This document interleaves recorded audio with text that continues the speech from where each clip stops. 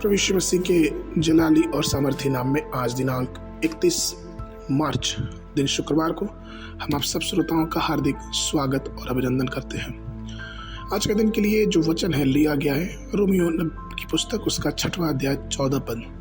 वचन कहता है, और तुम पर पाप की प्रभुता न होगी, क्योंकि तुम व्यवस्था के अधीन नहीं वरन अनुग्रह के अधीन हो। प्रियो, पुराना नियम कानूनों और आज्ञाओं का समय था, जबकि नया नियम अनुग्रह का वाचा का समय है। वर्तमान नए नियम के युग में हम परमेश्वर के उस अनुग्रह पर निर्भर हैं जो मसीह के लहू के द्वारा प्रदान किया गया है, और परमेश्वर के लोगों पर जो अनुग्रह के अधीन है पाप की प्रभुता कभी नहीं होगी।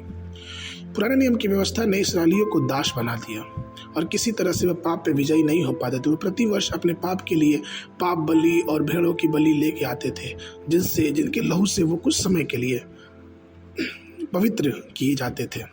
लेकिन नए नियम में हमारे यीशु मसीह ने हमारे और आपके लिए उस क्रूस पर चढ़ के अपनी जान दी। एक बलिदान के रूप में उसने अपने आप को दे दिया कि उसके मारे जाने से हम चंगे हो जाएं, उसके मारे जाने से, उसके लहू बहाने से हम पाप से बच जाएं। रोमियो की पुस्तक उसका 8 अध्याय 2 पद कहता है, क्योंकि जीवन की आत्मा की व्यवस्था ने मसीह यीशु में मुझे पाप की और मृत्यु की व्यवस्था से स्वतंत्र कर दिया है। अर्थात हमें चाहिए कि पवित्र जीवन जीने के लिए पवित्र आत्मा की सामर्थ्य नियंत्रण आवश्यक है।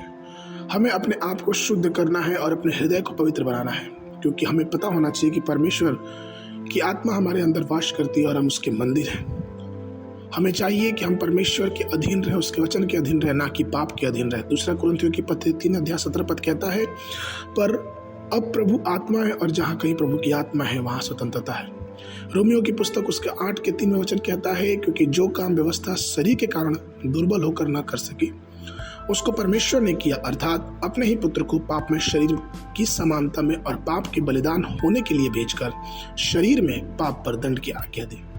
प्रियो, हम अनुग्रह के अधीन है, इसलिए आइए हम पाप से बार बार बचे और बार बार ठोकर खा के गिरने से बचे और पवित्रता का जीवन जिए, जिससे हम प्रभु यीशु मसीह के अनुग्रह में एक जयवंत का जीवन जी सके। पहला यूहन्ना की पुस्तक उसका 3 अध्याय 9 पद कहता है, जो कोई परमेश्वर से जन्मा है वो पाप नहीं करता, क्योंकि उसका बीज उसमें बना रहता है, और वह पाप कर ही नहीं सकता क्योंकि परमेश्वर से जन्मा है।